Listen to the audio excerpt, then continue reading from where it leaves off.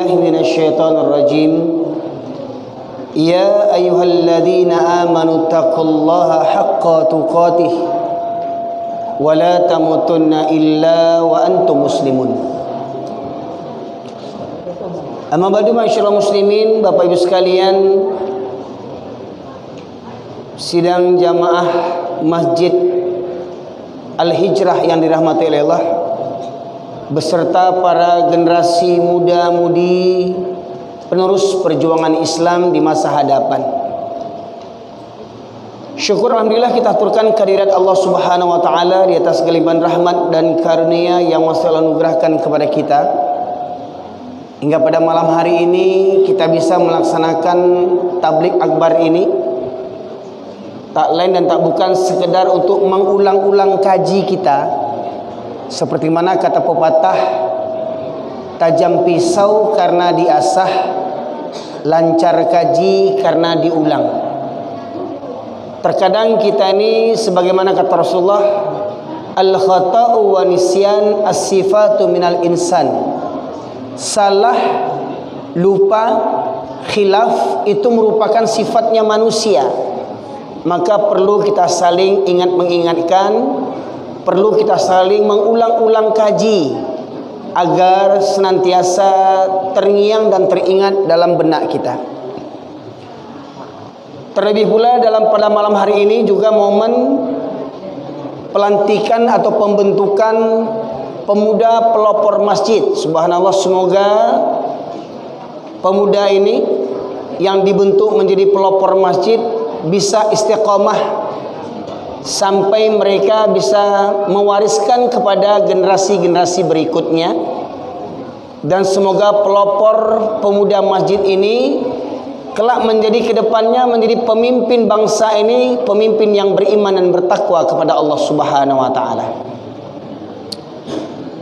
Di samping itu, salawat dan salam kita aturkan kepada junjungan kita Nabi besar Muhammad sallallahu alaihi wasallam, yang dengan diutusnya beliau menjadi rahmat bagi seluruh sekalian alam. Bapak Ibu sekalian rahmati oleh Allah, tahun ini merupakan tahun 1446 Hijriah. Untuk kesekian kalinya kita memperingati Isra dan Mi'raj, di mana perjalanan Isra dan Mi'raj ini merupakan perjalanan yang agung, yang tidak didapatkan oleh nabi-nabi yang lain kecuali Nabi Muhammad sallallahu alaihi wasallam, untuk menjemput perintah solat. Dari sekian banyak amal ibadah perintah Allah Subhanahu wa taala, satu perintah solatlah yang merupakan perintah yang agung, sampai Rasulullah dijemput, diundang ke Sidratul Muntaha untuk menerima perintah solat ini. Begitu agungnya perintah solat ini.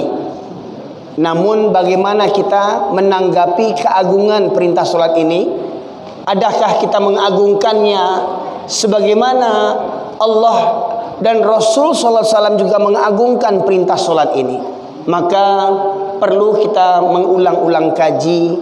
Walau mungkin dari sekian banyak penceramah, pendakwah yang telah menyampaikan dengan berbagai macam caranya, dengan berbagai macam tipikalnya, dengan berbagai macam perawakannya, semoga setidaknya semuanya itu menjadi iktibar dan pelajaran bagi kita. Bapak sekalian yang dirahmati oleh Allah, di kesempatan kali ini saya ingin mengajak kita bermuhasabah, introspeksi dari pelaksanaan solat kita. Saya ingin mengajak kepada kita semuanya untuk merenungi satu firman Allah, surat Al-A'raf ayat 179, di mana Allah berfirman, a'udzubillahi minasyaitonirrajim, wa laqad dzara'na li jahannama katsiran minal jinni wal ins lahum qulubun la yafqahuna biha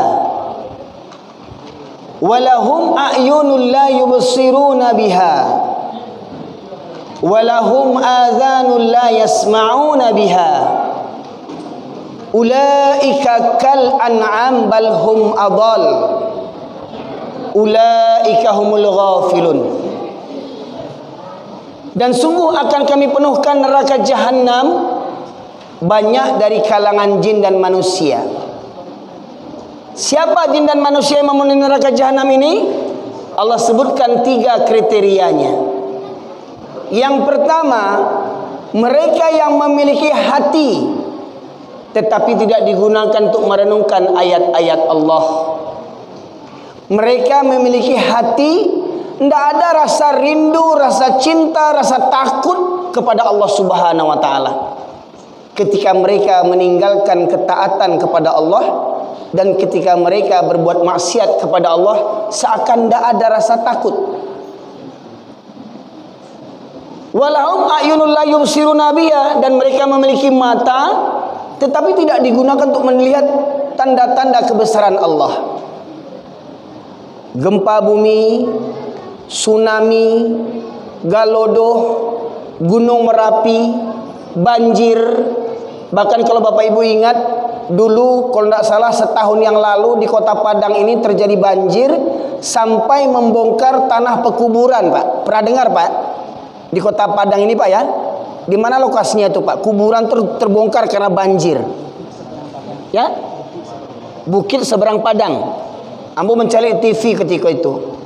Sampai mayit-mayit dalam kubur tuh hanyut, terbongkar, keluar semuanya. Alhamdulillah mayat-mayat itu tidak ada yang berteriak minta tolong. Kalau sempat minta tolong gimana, nggak terpancar ke sungai awak dehnya tuh. Tolong, tolong, kata mayit itu kan. Tidak jadi awak menolong, malah lari awak sudah tuh jadinya. Punya mata tapi tidak ambil pelajaran. Gempa bumi di Donggala, Palu, disertakan dengan tsunami, diiringi dengan likuifaksi. Tanah bisa bergerak, berjalan tanah itu hingga hancur semua gedung di atas tanah itu. Punya mata tapi tidak mengambil pelajaran. Padahal orang Minang ini tahu ayam tersirat di balik yang tersurat. Ya. Bak kata orang Minang, alam tak kambang jadi guru. Apa yang terjadi dalam alam ini hendaknya jadi pelajaran, jadi guru bagi kita untuk menempuh jalan yang lurus menuju kehidupan yang kekal abadi, menuju alam akhirat. Yang ketiga kriteria orang yang menghuni neraka itu, walahum adzalul la yasma'una biha. Mereka yang memiliki telinga tetapi tidak digunakan untuk mendengarkan ayat-ayat Allah. Ada berbagai macam bentuk daripada tidak mau mendengarkan. Yang pertama, memang benar tidak mau mendengarkan. Contoh misalkan sudah ada jadwal pengajian misalkan, tapi kita malas datang, tak mau datang. Bahkan kita sudah diundang untuk mendengarkan kajian pun tak mau datang. Ini yang pertama, kelompok yang pertama, tak mau hadir, tak mau mendengarkan. Misalkan di masjid kita ini ada wirid mingguan, ada Pak? Wirid mingguan. Hari Jumat malam. Jumat seminggu sekali ya. Ada wirid rutin seminggu sekali. Pertanyaannya, berapa banyak warga yang datang? Seminggu sekali. Coba jujur warga sekian, selama sebulan berapa kali hadir dan berapa kali tak hadir? Dalam sebulan 4 kali pengajian atau 5 kali pengajian dalam sebulan. Yang kedua, ada yang mendengarkan tapi bak kata pepatah, masuk telinga kanan, kalau keluar telinga kiri masih lumayan ada lewatnya. Ini tidak masuk telinga kanan, keluar lagi dari kanan, tidak masuk kaji itu ya. Kemudian yang ketiga, ada yang mendengarkan tetapi tak memahami. Ada yang memahami tapi tak mengamalkan. Ada yang mengamalkan tapi tak mau menyampaikan dan mendakwahkan kepada yang lainnya. Ibu sekalian, orang yang begini, kata Rasulullah, adik-adik coba handphonenya disimpan dulu. Ya. Bedakan antara di masjid dengan di kafe. Di kafe boleh buka handphone. Ya. Kalau di masjid, kalau tidak untuk guna mendengarkan kajian, lebih baik simpan handphonenya. Coba untuk beberapa menit berpisah dengan handphone. Bisa hidup tidak kita tanpa handphone? Bisa, alhamdulillah. Simpan handphonenya, fokus. Ya. Dari sekian banyak tempat saya mengisi ceramah, terutama Isra Mi'raj, terus terang Pak, baru ini saya merasa tersanjung dan kagum. Kenapa begitu? Baru di masjid ini para pemuda hadir dengan yang banyak. Yang di tempat lain tak saya ketemukan ini. Terus terang Pak, ya. Banyak di tempat lain yang hadir itu para pensiun. Pemudanya hilang. Semoga kehadiran pemuda malam ini terus istiqomah sampai waktu yang berpanjangan sampai akhir hayat kita. Para jamaah sekalian rahmati Allah, seperti tadi kata Allah Subhanahu wa taala, orang yang memenuhi neraka jahanam yaitu mereka yang punya hati tetapi tidak digunakan untuk merenungkan ayat Allah. Mereka punya hati, tidak takut bermaksiat kepada Allah. Yang kedua, mereka yang memiliki mata tetapi tidak mengambil pelajaran dari alam yang terkembang ini. Yang ketiga, mereka yang memiliki telinga tetapi tak mau mendengarkan petuah-petuah nasihat agama dari Allah dan Rasulullah.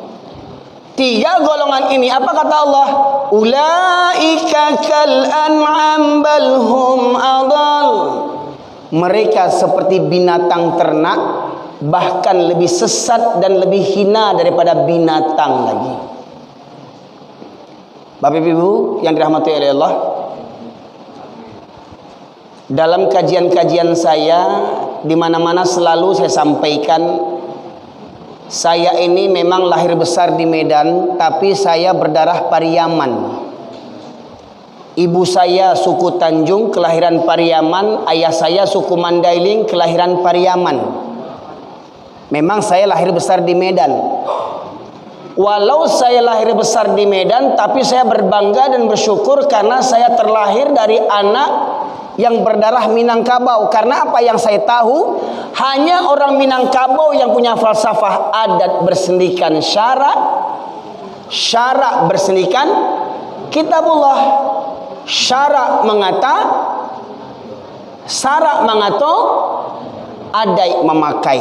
Jadi Pak Ibu, kalau memang orang Minangko orang yang baradai, insya Allah dan pasti, kalau orang Minang orang yang baradai, maka orang Minang lah yang memenuhi surganya Allah Subhanahu wa taala. Kalau orang Minang orang yang baradai, niscaya tidak akan ada orang Minang yang solat seminggu sekali. Kok memang orang Minang nan baradai, tidak akan ada orang Minang yang solat seminggu sekali. Kok memang iyo orang Minang padusi Minangkabau dan baradai, tidak akan ada padusi Minangkabau yang tidak berjilbab. Seperti satria baja hitam, kadang berjilbab, kadang indah. Pai kemusaji pakai jilbab, ya. Pai senam, jogging-jogging di Car Free Day, tidak pakai jilbab. Pai ke surau pakai baju kurung, pai olahraga pakai celana legin. Ah, itu orang Minang saki utak tuh namanya itu. Ya. Jadi kalau orang Minang koya sabana baradai, orang Minang lah orang yang paling taat di muka bumi ini. Di muka bumi, Pak Ibu sekalian saya katakan. Ya. Nah, pertanyaannya bagaimana faktanya? Pak Ibu, bagaimana faktanya? Syarak mengato adai memakai. Di dalam surat Al-Baqarah, surat yang kedua ayat 43, ada 3 perintah dalam ayat itu. Allah berfirman, a'udzubillahi minasyaitonirrajim. Wa aqimus salata wa atuz zakata warka'u ma'ar raki'in. Dirikanlah salat, hukumnya tunaikanlah zakat, hukumnya rukuklah bersama orang-orang yang ruku, hukumnya apa maksud ruku bersama orang-orang yang ruku? Apa maksudnya? Kapan orang Islam ruku? Waktu solat. Ruku bersama orang-orang yang ruku. Berapa banyak yang ruku? Lebih dari dua. Karena dalam kaidah bahasa Arab, kalau satu namanya munfarid, kalau dua namanya musanna, kalau ketiga namanya jamak. Jadi kalau lebih daripada dua, itu namanya jamak. Maknanya, kita ulang lagi perintah tadi, solat hukumnya wajib, berzakat hukumnya wajib, solat berjamaah hukumnya bagi laki-laki. Kok yo baradai laki-laki Minangkabau, dari datuk pangulu, nini mama, alim ulama, cadiak pandai, wali nagari, perangkat adai, kok baradai? Niscaya panuah musaji satiok 5 waktu solat. Pertanyaannya Pak, faktanya kini, ketika berkumandang azan, datuk-datuk yang punya talingo oleh musaji enggak? Ketika berkumandang azan, nini mama, alim ulama, cadiak pandai, yang duduk sampai orang barale, lai ke musaji enggak? Pak Ibu, mohon maaf, di komplek ko, mohon maaf, ada orang Nasrani tinggal Pak? Ada? Barakaka kira-kira? Cieknya, selabiannya orang Islam. Mohon maaf, selain orang Minang, ada enggak orang Jawa tinggal siko di komplek ko? Yang tiba kini ada orang Jawa enggak? Enek mau Jawa toko neng ini. Wong piro? Siji tok to. Masya Allah. Iki langka Pak iki. Ya. Kalau niki Pak sekolahnya ning Solo Pak 7 tahun. Jadi omong Jawa tuh iso sithik-sithik lah iso. Ya. Saya ini Pak 3 tahun sanawiyah mondok di Sipiro. Jadi bahasa alak kita, adong alak kita di son. Baru Siregar Nasution Harahap adong do. Masya. Ya. 3 tahun saya di Sipiro, 7 tahun saya di Solo, Jawa Tengah. Jadi bisa bahasa alak kita sotik-sotik, iso omong Jawa sitik-sitik. Ya. Nah, para jamaah sekalian materi Allah. Kalau memang laki-laki Minangkabau orang yang baradai, ingat Pak, konsep adai awak sarak mangato, adai memakai.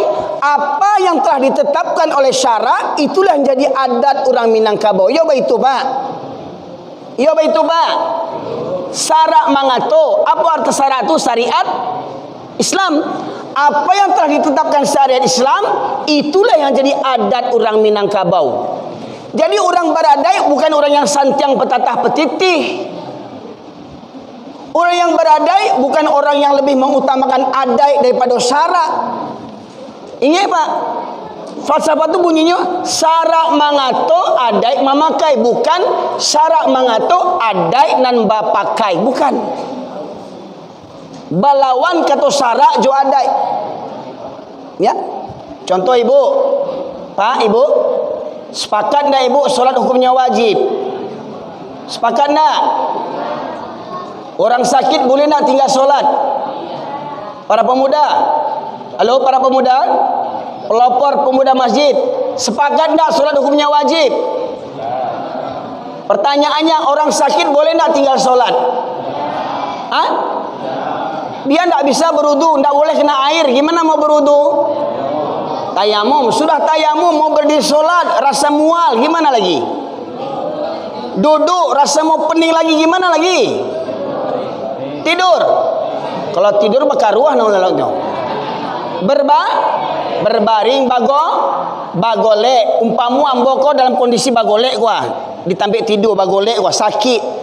Lah sakit beberapa hari. Tangan diinfus. Hidung kena oksigen. Ya. Kemudian jantung kau dikontakkan ke pendetak jantung. Pertanyaannya, tapi ambo masih nampak ma bini ambo ma bini orang. Masih tahu mana air putih, mana air susu? Pertanyaannya, masih wajib sholat enggak?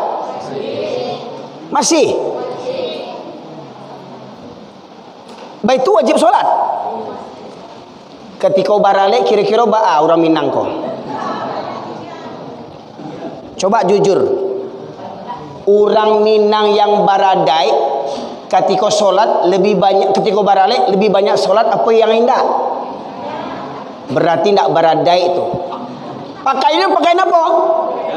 Pakai nadai, sasek tu. Dek pakaian adai tinggal solat sasek.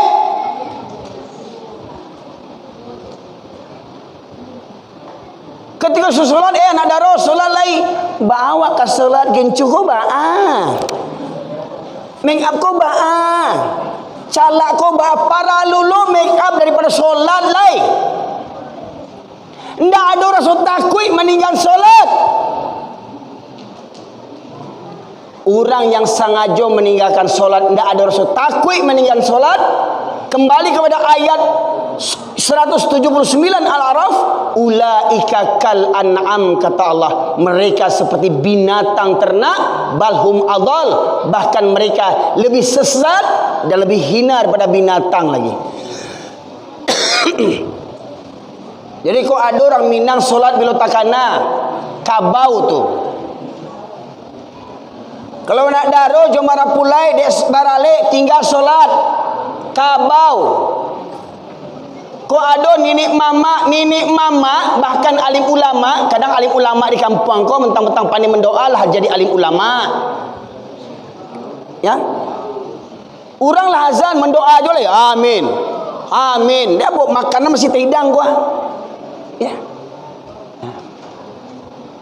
Cak dia pandai. Lah tadanga azan masih duduk aja musyawarah lai. Aku mohon maaf Pak, mohon maaf. Nenek mama alim ulama cak dia pandai yang maleh kamu saji itu binatang saudara itu. Mohon maaf Pak. Berani mau sabuyan binatang saudara itu. Kenapa? Allahu akbar, Allahu akbar. Awak tahu artinya Allah Maha Besar. Urusan dunia ketek. Tapi dek musyawarah awak abaikan solat. Binatang sadanya tu. Punya hati tidak tergerak hatinya menyaut seruan Allah Subhanahu wa taala.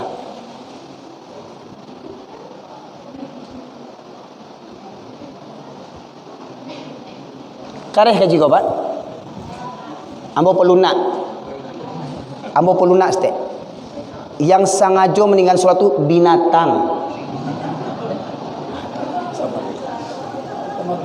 Pelunak stek. Anak daro jomara pulai duduk di pelaminan tinggal solat anak daro binatang tu. Ayah-ayah lah babini ampe kali anak lah 5 balik solat bila takana ayah binatang tu.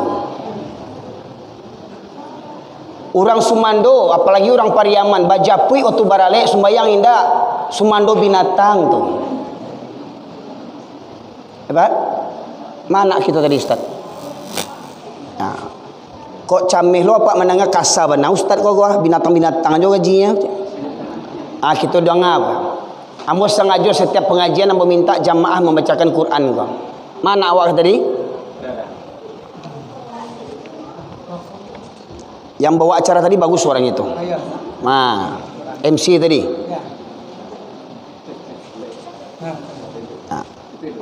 Buka surah ke-7, cari surah ke-7, surah Al-A'raf. Wayu minta ayam yang tengah-tengah tu wayu. Yang tengah-tengah. Ya. 179.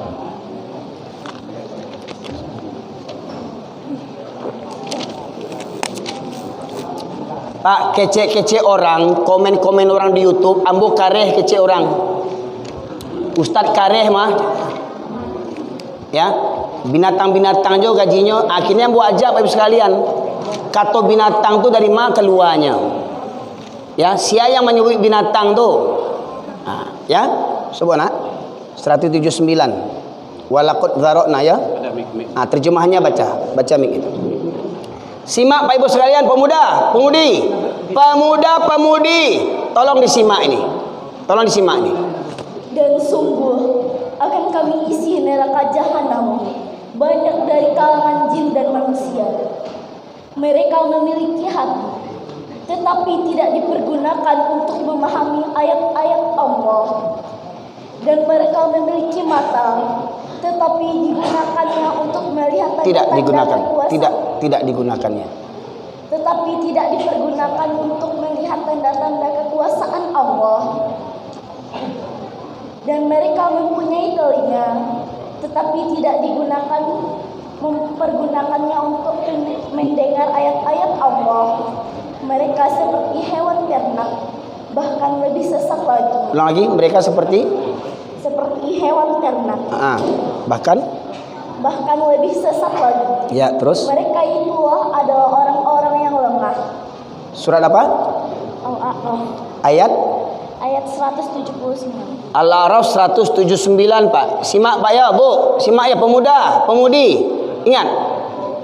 Pemuda-pemudi, orang Minang, orang Islam yang tak ada takut meninggal solat, di mata Allah binatang.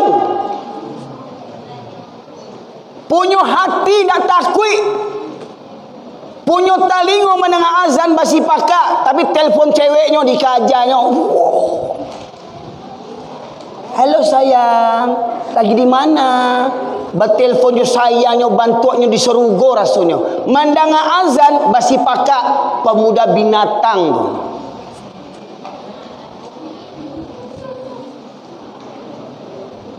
Islam 7 keturunan tak tergerak juga mendengarkan azan lagi.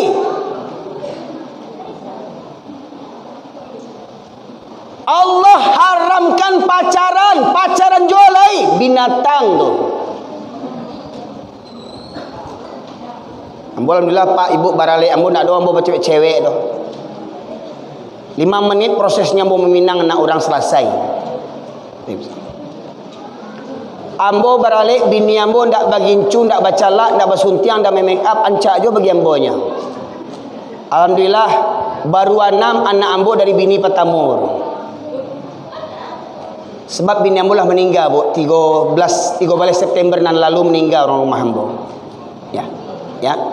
Baru 6 anak ambo kini dari bini Petamur. Bini kedua lo dapat lah Ustaz. Waktu ambo barale sebagai anak Marapulai. Ketika azan zuhur masuk, azan asar masuk, ambo selaku pengantin laki-laki josado tamu laki-laki ambo kamu saji solat berjamaah tu. Itu ale ambo di Medan ale ambo tahun 99. Bakumandang azan ndak ada tamu laki-laki ambo yang duduk tampi orang barale kamu saji sadonyo. Pertanyaannya di kampung kau ada yang bantu tu orang barale? Ada napa? Lain dak? Atu ke camu otak gadang orang Minang ko yang banyak. Banyak gadang otak orang Minang ko. Oh adai basandi jo syarat. Kau yang berandai laki-laki Minangkabau tak dengar azan kamu saji wajib solat berjamaah bagi laki-laki. Mana kita tadi tu? Halo Ananda. Ambo minta cek lah ya Pak. Sarak mangato, sarak ko dari siko sumbernya Pak. Jadi kata binatang tadi dari siko Pak, bukan dari ambo. Ambo hanya menyabrikannya. Jadi apa jangan salah, pemuda-pemudi jangan berang kamu ustaz binatang kau mah cek. Awak lo di binatangnya. Cari surat An-Nisa ayat 102. Kok. Tolong Wahyu botol tu cek le Wahyu. Kok umpama kok untuk contoh Pak Ibu sekalian. Apa hukum solat berjamaah bagi para laki-laki? Semestinya nan orang Minang lah paham kok semestinya kok. Semestinya orang Minang lebih dulu orang Minang memberikan contoh kepada orang-orang nan lain. Kini kita cari ba'a orang Minang jo kitabullah kok. Lain mengerti ndak? Terjemahannya baca. Ya 102. Dan apabila engkau Muhammad berada di tengah-tengah mereka sahabatmu. Apabila engkau Muhammad, siapa Muhammad ini maksud? Nabi Muhammad sallallahu alaihi wasallam, ya, berada di tengah-tengah sahabatmu. Siapa sahabat Nabi? Kaum Muhajirin dan Ansar. Lanjut. Lalu engkau hendak melaksanakan sholat bersama-sama mereka. Lalu engkau hendak melaksanakan sholat bersama mereka. Sholat apa itu? Sholat apa itu? Berjamaah. Lanjut. Maka hendaklah segolongan dari mereka berdiri sholat besertamu dan menyandang senjatamu sholat dengan menyandang senjata. Sholat berjamaah dengan menyandang senjata. Sholat di mana itu? Sholat di medan perang. Apa taruhan sholat di medan perang, Pak? Apa taruhannya? Nyawa taruhannya. Bisa mati. Hingga Allah berikan keringanan. Bukan keringanan meninggalkan sholat berjamaah. Tetap wajib sholat berjamaah. Dengan boleh menyandang senjata. Umpama kau senjata, kau tombak misalkan. Ketika sholat, Allahu Akbar, tangan satu disedekap, satu megang tombak, bersiap siaga dalam sholat berjamaah. Ini Nabi, Pak, yang dijamin masuk surga, dan para sahabat yang dijamin masuk surga di medan perang. Nyawa taruhannya, mereka tak pernah meninggalkan sholat berjamaah sekalipun, walau nyawa taruhannya. Pertanyaannya, orang Minang yang mengaku baradai dalam kondisi aman, rumah dakek jo surau gadang, ndak kamu saji, le mengaku orang Minang tu binatang. Surat Al-A'raf 179. Rumah dakek surau mendengar azan basi pakak jo le. Paikakan tua jauh talok barangke. Kamu saji dakek rumah ndak talok barangke. Binatang. Bisa lihat. Islam 7 keturunan. Waktu ketek mengaji di MDA, tahu tentang wajibnya solat, bertambah umur SMP, SMA, remaja, pemuda, pemudi, acok meninggal solat, lebih banyak waktu di kafe daripada musaji. Pemuda binatang.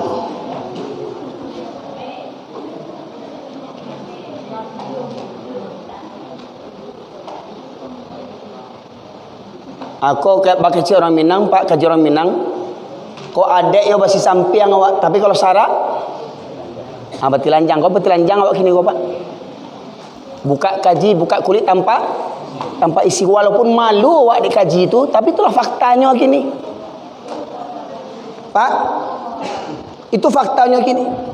Ya, lanjut. Kemudian apabila mereka yang sholat besertamu, lanjut. Sujud telah menyempurnakan sholat 1 rakaat. Sujud telah menyempurnakan sholat 1 rakaat. Maka hendaklah mereka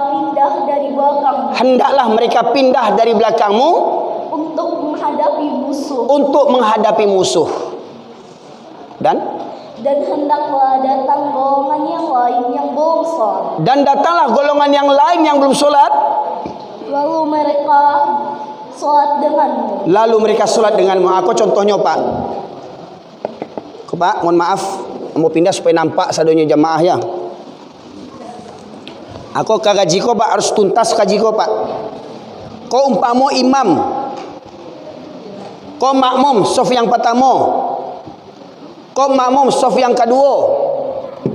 Kau sholat di medan perang, Pak, ndak di musaji sholatnya dah. Ndak pakai sajadah tabah dah. Ndak pakai AC, ndak pakai kipas angin. Boleh jadi solatnya di gunung, boleh jadi solatnya di hutan, boleh jadi sedang becek-becek tanah tu, boleh jadi ndak rata tanah tu, boleh jadi ada batu ketek yang menonjol. Mereka solat di medan perang tetap berjamaah.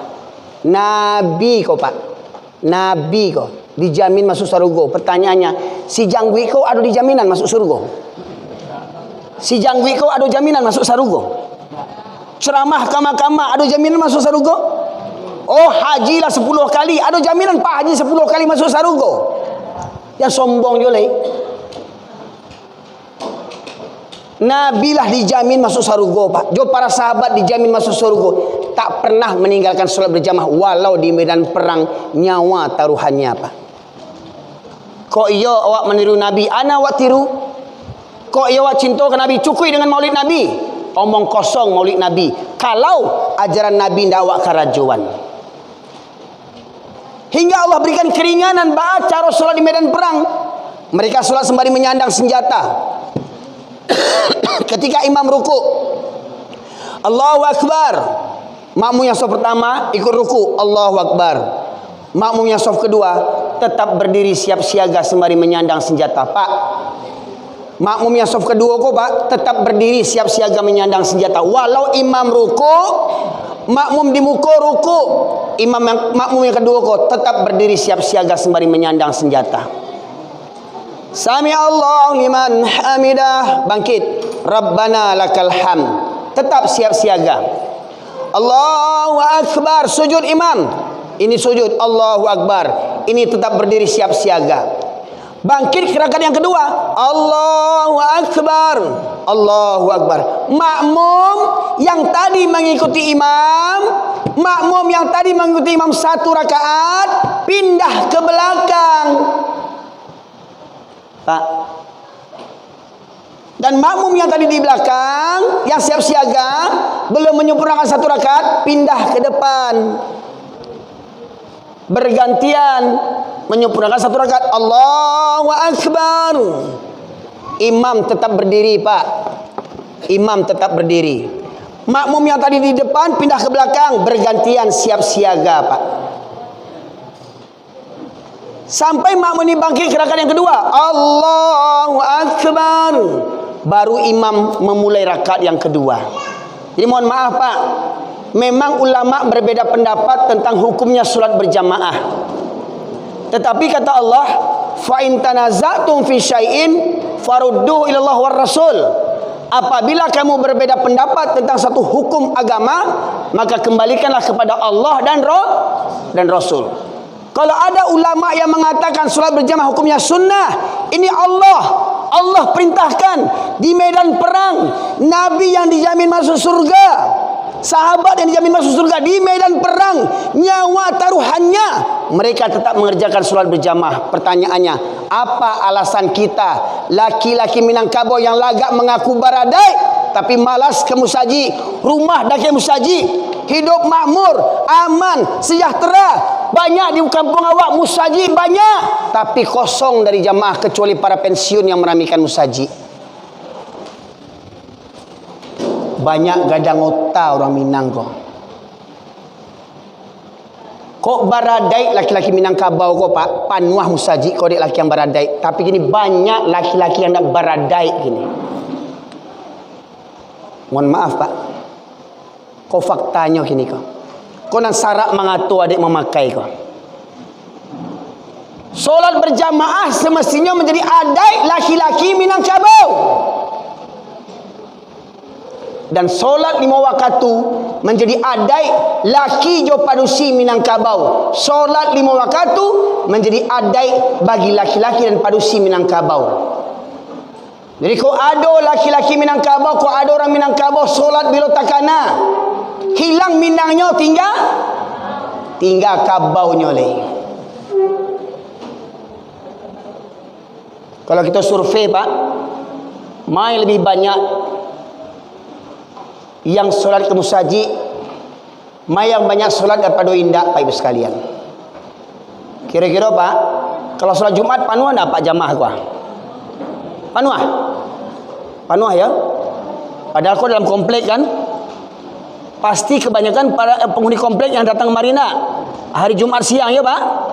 Pertanyaannya, subuh le panuah? Hah? Kamar yang lain? Kok iya awak mengaku orang Minangkabau? Duduk di sekolah. Baca Quran. Kok memang iya awak mengaku orang Minangkabau? Dengar kecik buya Minangkabau kok. Siapa tu? Buya Hamka. Kecik Buya Hamka. Kalau ingin melihat orang Islam, lihat waktu solat 2 hari raya. Maka di solat hari raya itu orang Islam akan keluar. Siapa mereka? Orang Islam yang koruptor, orang Islam yang makan uang haram, orang Islam agen narkoba, orang Islam pezina, orang Islam pencuri akan datang solat hari raya. Kalau ingin melihat laki-laki Islam, lihat waktu solat Jumat. Pemain judi online, penonton pornografi akan datang solat hari Jumat, Pak. Tapi kata Buya Hamka, kalau ingin melihat orang beriman, adik putri, oh adik putri, pemudi, oh pemudi, kalau ingin mencari calon suami, cari yang beriman, ya. Jangan yang Islam, tidak cukup Islam, KTP banyak Islam gini, tapi perangai bantu orang Yahudi gini. Dima mencari calon bini, calon laki, akhirnya Buya Hamka. Kalau ingin melihat orang yang beriman, lihat di masjid waktu subuh. Siapa laki-laki yang rutin ke masjid waktu subuh? Kecuali karena dia sakit atau karena ada halangan yang lain. Setiap subuh dia ke masjid. Maka kata Buya Hamka, itulah orang yang beriman. Adinda putriku, adinda pemudi, kalau ingin cari calon suami, ibu-ibu, bapak-bapak, kalau ingin cari calon menantu, cari di musaji waktu subuh. Sia yang ajak ke musaji waktu subuh, ambil jadi minantu, walau umurnya 60-ah, 70-ah. Apa baru mau Pak gini? 61. Sebab itu yang banyak masih musaji gini, ya enggak? Jujur para pemuda. Halo, mana suara pemuda? Para pemuda. Mana suara pemuda? Para pemuda. Jujur. Yang namanya jenis kelaminnya pemuda, yang agamanya Islam, saya minta silahkan berdiri dulu. Yang usianya 30 tahun ke bawah, 25 tahun ke bawah, yang belum menikah, pemuda, coba saya tes.